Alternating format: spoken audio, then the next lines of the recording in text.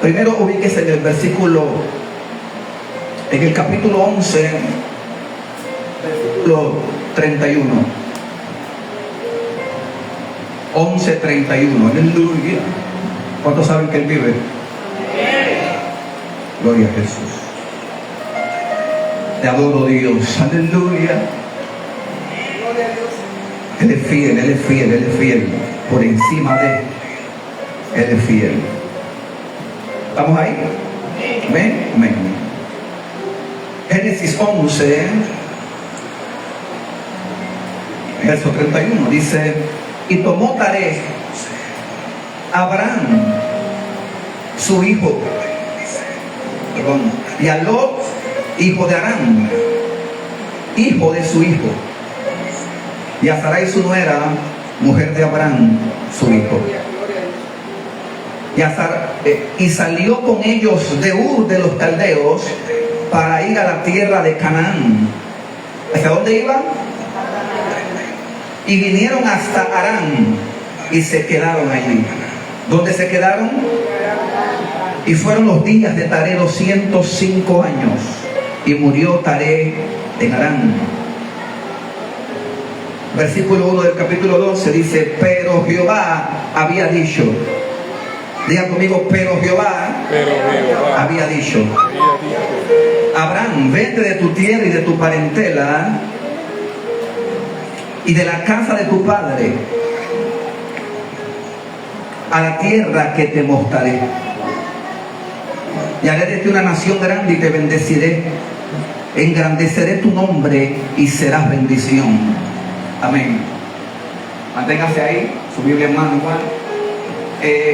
Me gusta algo, y es que Dios siempre es un Dios que se anticipa. ¿Cuántos creen eso conmigo? Amén.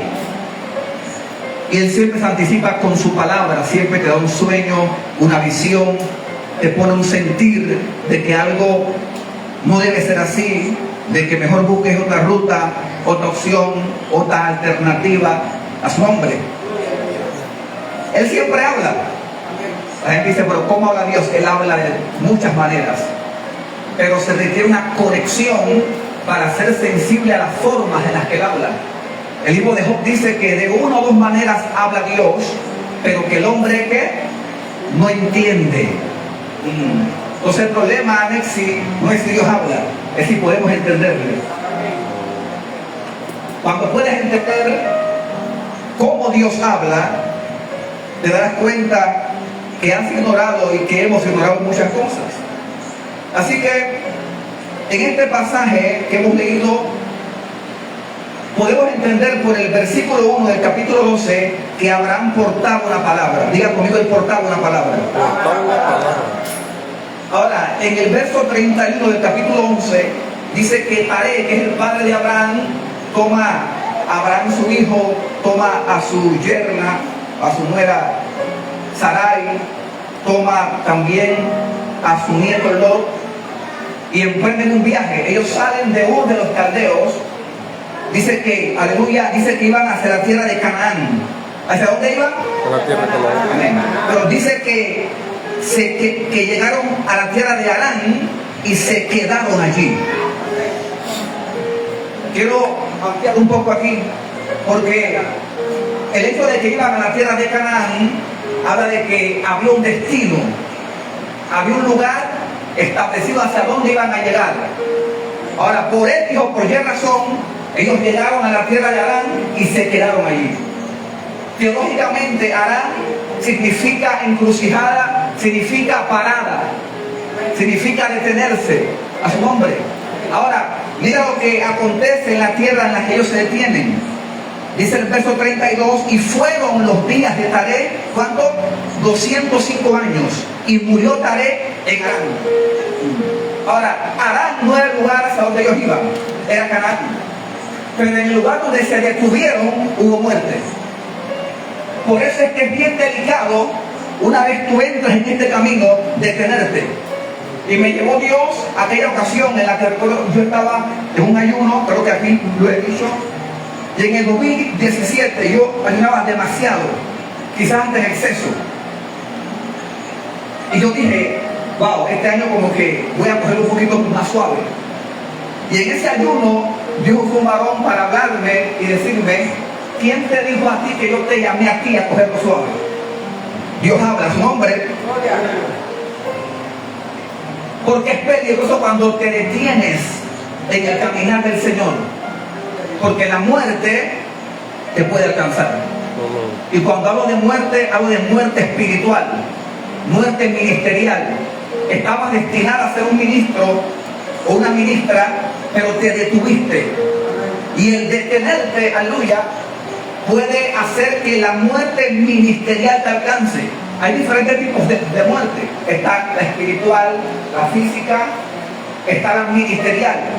¿Cuál es la ministerial? Gente que está destinada a ser un pastor, un evangelista, un profeta, lo que sea, pero nunca lo llega a ser. Y si lo ejerce a medias, a su nombre. Esa es muerte ministerial. Y detenerte en el camino te puede llevar a vivir lo que vivió Taré. A su nombre la gloria. Por eso esta palabra viene para exhortarnos a que tengamos cuidado con detenernos. A veces creemos que detenernos es cuestión de que tú te puedes detener y puedes arrancar cuando tú quieres. Muchas veces no es así. Usted deja un carro un año sin arrancar y cuando lo quiere arrancar hay problemas. Cuando nos detenemos y pensamos retomar el camino, muchas veces no se puede. Porque ya hay hasta dudas que nos alcanzaron. Hombre, hay espíritus que han tomado gobierno y dominio sobre nosotros sin preguntarnos. Digo, no vive. Detenerte es peligroso. Iban hacia Canaán, pero se quedaron en Harán. Y allí murió Taré, a su nombre. Siempre que nos detenemos, corremos el riesgo de sufrir pérdidas en diferentes áreas. Una de ellas puede ser también la espiritual. Eras un hombre que oraba mucho, tenías siempre un devocional bíblico, te leías un proverbio, un salmo, algo, pero te detuviste y ahora ya no lo practicas, a su nombre. Porque esa parada que hiciste en Harán te llevó a experimentar una muerte espiritual. Y créame, ¿cómo cuesta retomar niveles? ¿Cómo cuesta retomar, aleluya, esa fe, esa devoción que un día tuvimos? Y a veces hay que meterse en ayuno, hay que orar, hay que gritar, hay que echarse aceite para poder arrancar de nuevo. A su nombre, porque el diablo sabe cuando tu vida espiritual afecta. Y si tú eres de los que aceptas con tu vida espiritual, si te detienes, serás un blanco del enemigo.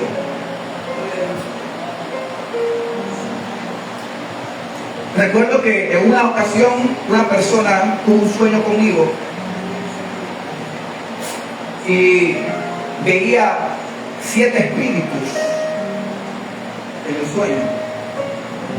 Y me veía a mí diciéndole: por eso es que yo no puedo dejar de orar. Por eso es que yo no puedo dejar de ayunar, a su nombre. Me lo contó. Hay algo que está detrás de tu vida espiritual. Detenerte es peligroso. Dios te llamó a llegar a la tierra de Canaán. Ahora, por algo ellos se detuvieron en Harán. Se entiende de forma teológica que Harán era un lugar de mucho comercio. Y a veces lo que nos detiene, aleluya, son cosas de este mundo que son atractivas. Y muchas veces hasta necesarias. Pero hay que aprender a discernir en qué momento añadir algo a nuestras vidas para que sea algo que estorbe el destino profético. Es sencillo. Esto que estoy hablando es básico. Como casarse, a su nombre. Hay que saber en qué tiempo casarse y con quién casarse, ¿sí o no? Porque puede obstruir tu destino profético. Proyectos personales, metas personales, visiones personales. Todo lo que tú hagas debes de escudriñarlo para que no se convierta un araña en tu vida. Un lugar de estancamiento, de pérdida, de muerte, a su nombre. Usted me está mirando así, pero usted no sabe la cantidad de gente destinada a ser exitosa en este bendito camino del Señor, pero no han llegado ni a un cuarto del destino profético que tienen que llegar. ¿Por qué, pastor? Sencillo. Por lugares como Arán, que son atractivos y te detienen a su nombre. Arán puede significar muchas cosas: un negocio, un trabajo, tu estudio, que no dejan de ser necesarias a su nombre, pero te pueden robar la visión de tu destino. Dice que ellos llegan a la tierra de Arán y se quedan allí. ¿Sabe cuándo deciden continuar? Cuando Taré murió.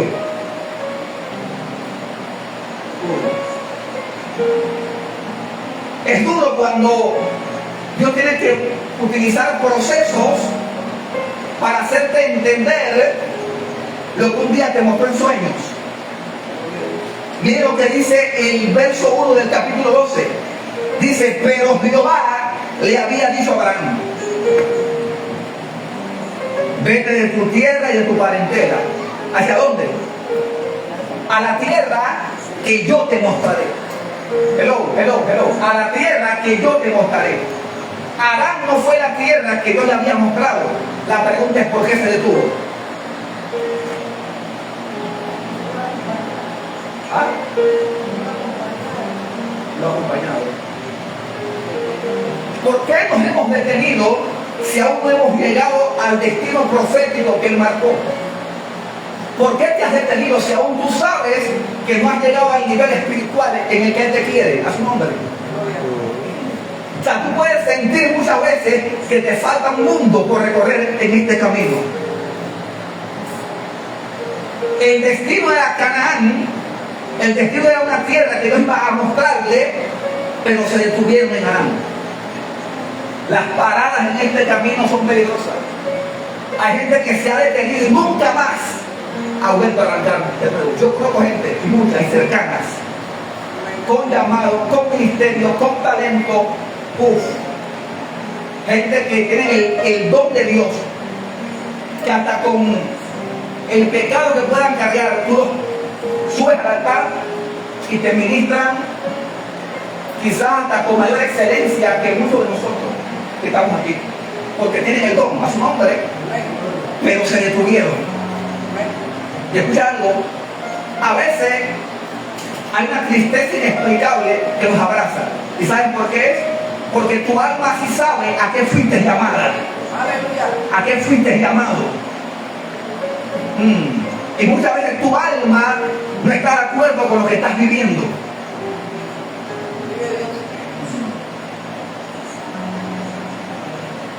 Pero Jehová había dicho a Abraham.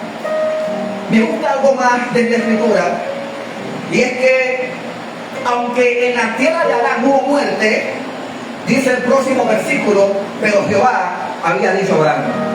Me gusta esto, oigan, porque me hace entender que hay un Dios de segundas oportunidades. Y es que mientras la palabra siga viva, tu esperanza también sigue viva.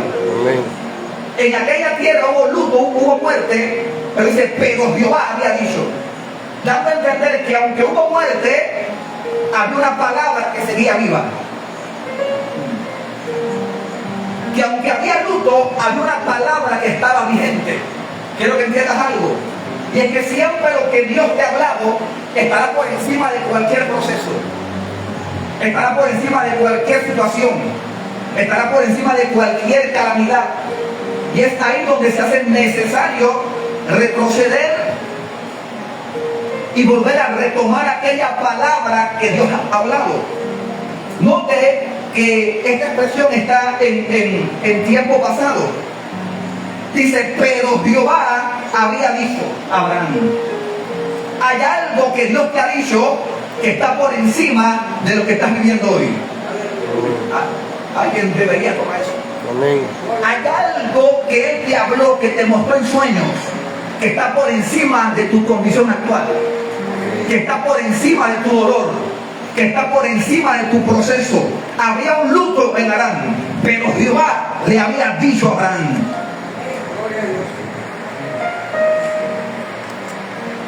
Una palabra siempre representará la intervención divina en medio de lo que estás viviendo hoy. Por eso no puedes hacer que se te olvide lo que Dios te ha hablado. A veces el proceso va a parecer estar por encima de una palabra, pero tú tienes que entender que nada de lo que tú vivas estará por encima de lo que Dios te ha dicho. ¿Cuántos ven creer eso? Amén. Amén. Ahora vamos a avanzar un poquito más. Vamos al capítulo 17. Gracias, Padre. 17 también. ¿Está ahí? Note que hay un Abraham que está en proceso. Hay un Abraham que sufre la pérdida de su padre. Le está costando superar eso. Y ahora emprende el viaje hacia la tierra que Jehová le había dicho a su nombre. Siempre caminar en pro de lo que Dios te habló cuesta.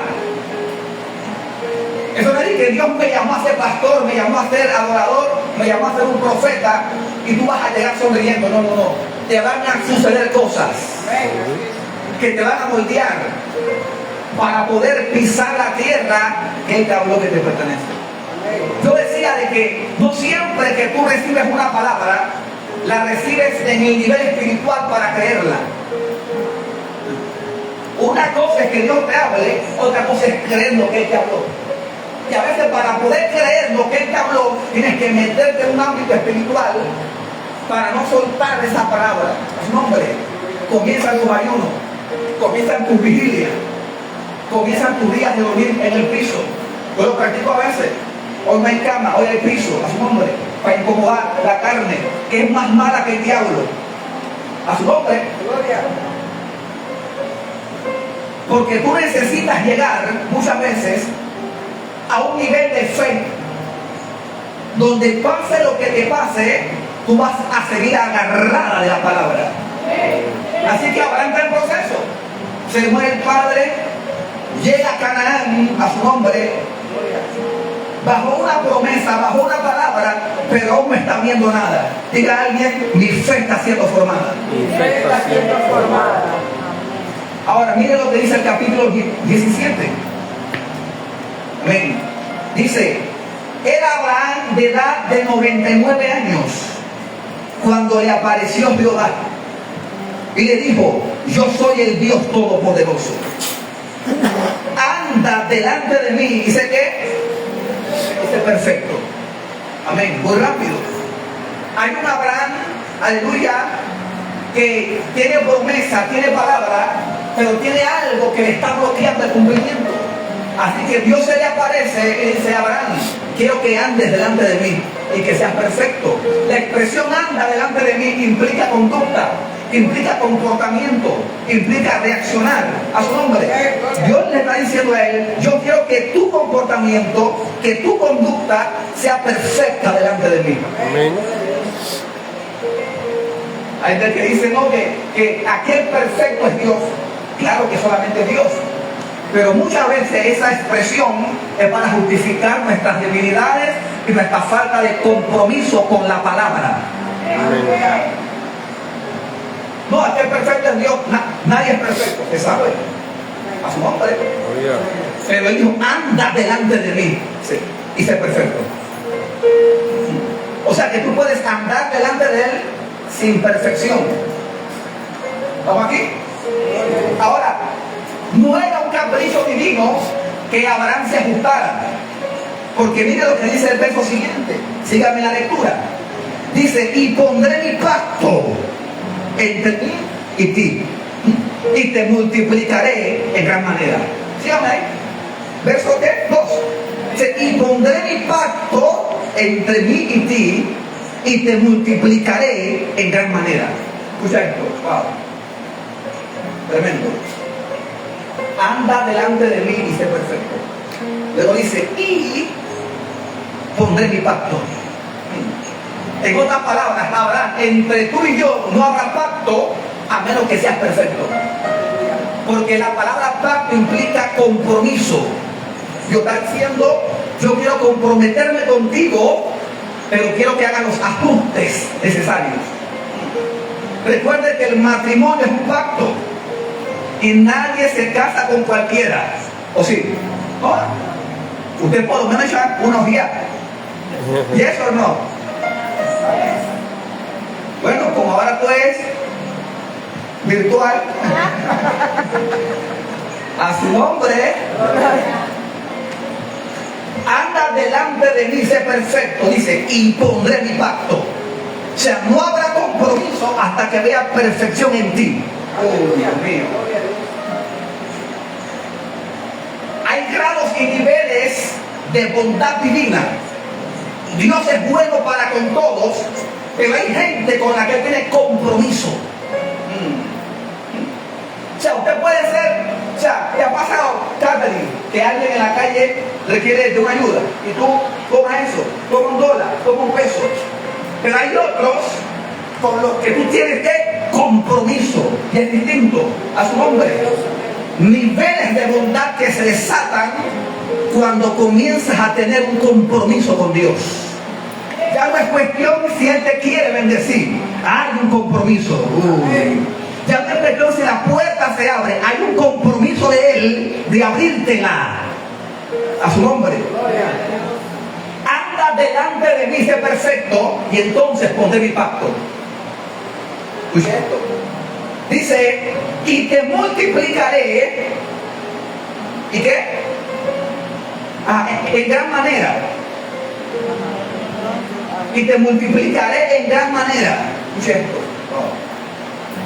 Escucha esto. La multiplicación aquí está representando la bendición o el beneficio al que solamente se accede cuando hay pacto. Dios dice, anda delante de mí y sé perfecto. Y luego yo voy a poner mi pacto. Y cuando el pacto se establezca, entonces te multiplicaré en gran manera. Porque la multiplicación en este versículo era el beneficio del pacto entre Dios y Él. Hay ciertos beneficios del cielo a los que nunca tendrás acceso a menos que seas un hombre o una mujer bajo pacto. ¿Qué es estar bajo pacto? Sencillo, es estar comprometida con Dios. Es estar comprometido con Él. Y Él dice, si yo pongo mi pacto, ahora tendrás acceso a la multiplicación y a la bendición que yo te quiero dar. Ahora, pastor, amplíe un poquito más, sea un poquito más claro. Ok, no hay problema. Veámoslos en el versículo 8. Vaya hacia ahí. Versículo 8, ¿lo tenemos? Mire lo que dice aquí. Ok, veamos desde el 7. Dice, estableceré mi pacto entre mí y tu descendencia después de ti en sus generaciones, por pacto perpetuo, para ser tu Dios y el de tu descendencia después de ti. Dice, y te daré a ti y a tu descendencia después de ti la tierra en que moras. Dice, toda la tierra de Canaán, ¿en qué? En heredad perpetua. Y seré el Dios de ellos.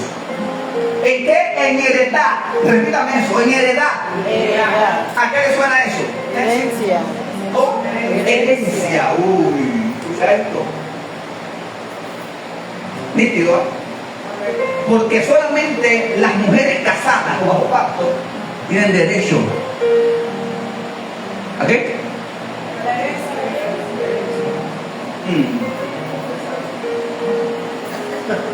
A su nombre.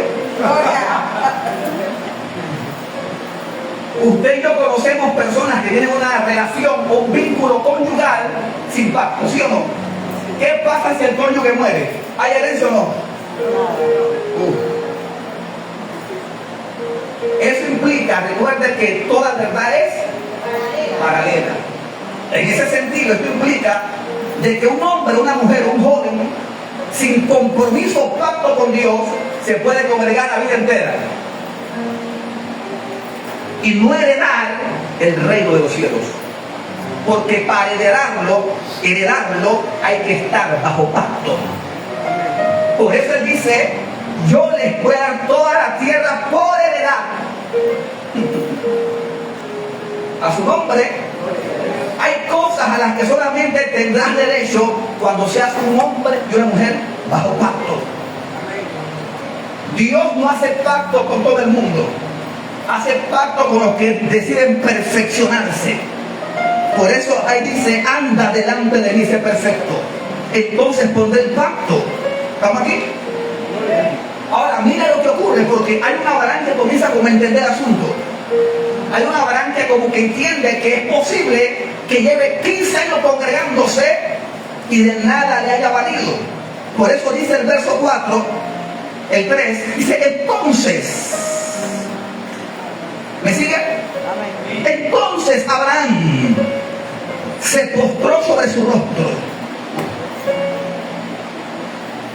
¿Qué hizo? Se postró. Esa postura de Abraham tiene un lenguaje, porque hay ciertas posturas que hablan mejor que tus palabras.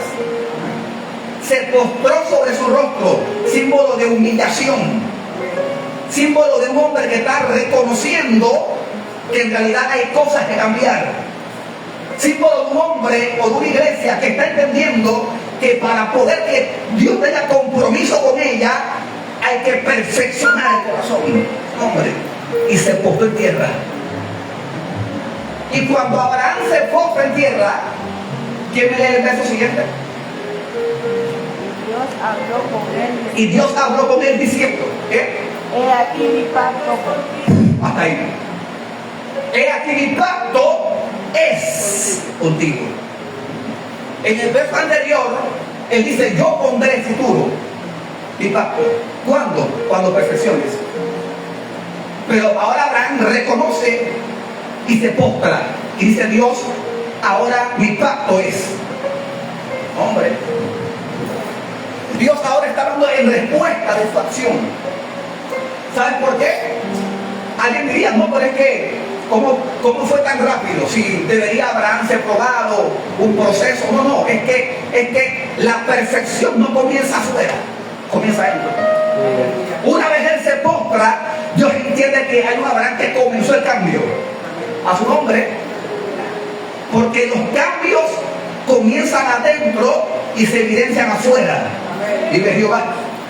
Cuando se postra en tierra, entonces dice Dios, he aquí mi pacto es contigo.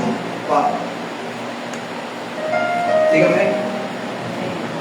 Y serás padre de muchedumbre de gentes. Verso 5. ¿Y no qué? No se llamará más tu nombre Abraham, sino que será tu nombre Abraham.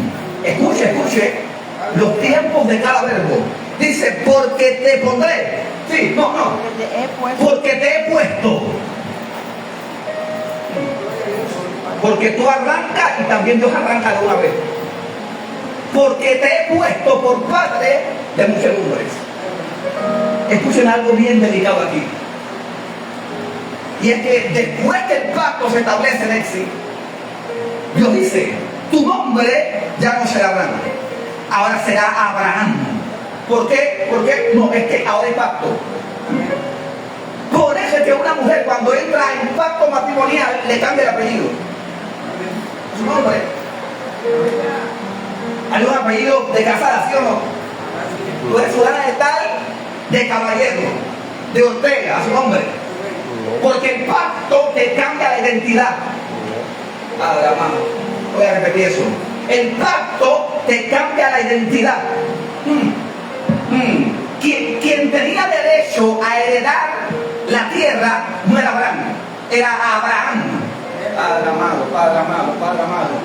Quien tiene derecho a heredar no es Johanna, es la hija de Dios.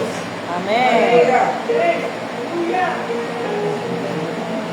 El pacto es lo que te legaliza para acceder a la herencia, a su nombre. Por eso Dios le dice, tu nombre ya no será Abraham, porque Abraham no puede heredar. Wow. Abraham puede heredar lo de Taré, pero no lo de Dios. Amén. Dios mío.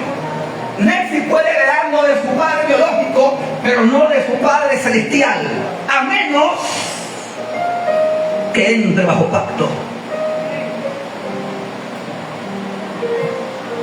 Tu nombre no será más Abraham, ahora se llamará Abraham, el que puede heredar a su nombre.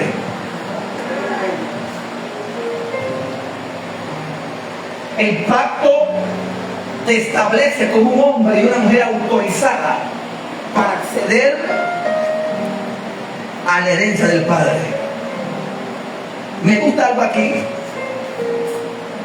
porque sigue diciendo Dios: y te multiplicaré en gran manera, verso 6, y haré naciones de ti, y reyes saldrán de ti, y estableceré mi pacto entre mí y ti y tu descendencia después de ti, en sus generaciones. ¿Por pacto qué? Perpetuo. ¿Pacto qué? Perpetuo. Cuando Dios hace pacto con alguien, no es un pacto temporal. Cuando Dios te da acceso a su herencia, no es para que seas un heredero momentáneo, sino para que lo seas por siempre. Pacto perpetuo. El problema es que hay gente que después que prueba la herencia o la bondad de Jehová, hombre, ¿lo digo o no? Pacto perpetuo. No cuando te vaya bien, a su nombre, sino en todo el tiempo. Hay gente que solamente dice aleluya cuando todo marcha bien. Dice: mi pacto es perpetuo.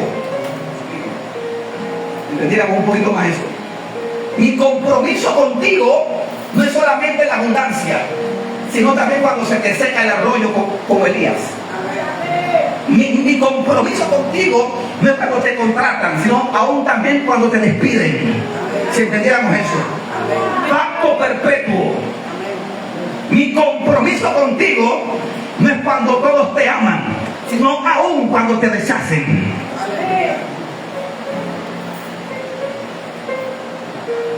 El problema es que no disfrutamos de eso porque no todos estamos bajo pacto. Porque el pacto representa compromiso recíproco. Hombre, pacto es un acuerdo entre dos. Por eso siempre dice el juez: alguien se pone aquí, hay tiempo, quedan 5 segundos, a su nombre. Entonces hay pacto. El pacto que Él tiene contigo es en todo tiempo. Yo decía que el pacto es tan fuerte, que aún tú estando en un sepulcro, ese pacto te sigue siendo fiel a ti y a tu descendencia después de ti. Enseñaba yo de que Jonatán hizo un pacto con David, y de que Jonatán muere pero dejó un hijo, hombre, y ese hijo llamado Mefiboset vivía en Lodebar, en una tierra de miseria, estéril y seca. Aparte de eso, estaba lisiado de ambos pies, mendigaba, pero su padre estaba bajo pacto. ¿Dónde está Jonatán? Está en un sepulcro, pero hay un pacto. ¿Y sabe qué hizo el rey? Dijo: mándenme a llamar al hijo del que está bajo pacto.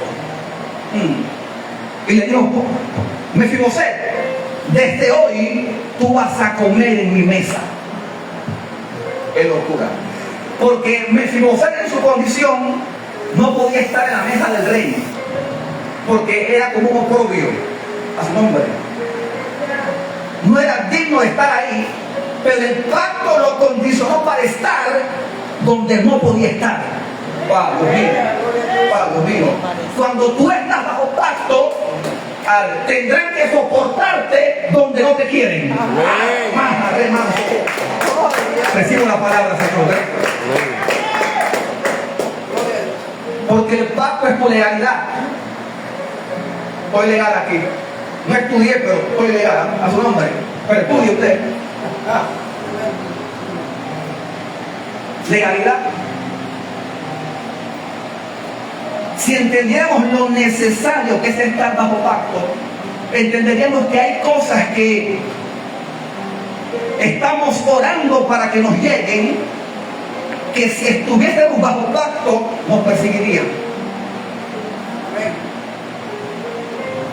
Porque cuando usted está bajo un pacto, a usted la llaman porque usted es heredera, es su nombre.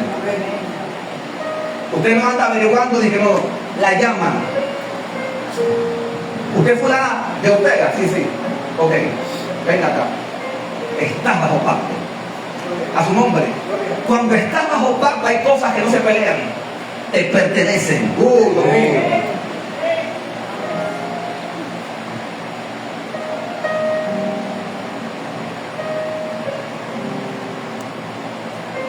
Ahora, en el verso 8, Dios le dice a Abraham: y te daré a ti y a tu descendencia después de ti la tierra en que moras. Escuche, toda la tierra de Canaán en heredad que perpetua.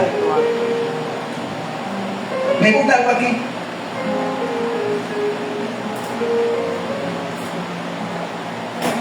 Y es que Dios me podía hacer entender algo. Y es que aquella tierra que ellos iban a tener por heredad, al mismo tiempo tenían que pelearla. ¿Escucha esto? Porque hay una dualidad aquí. ¿Cuál es? De que la tierra de Canaán en la que ellos están es una tierra con dueño dentro de un plano físico. Por eso cuando va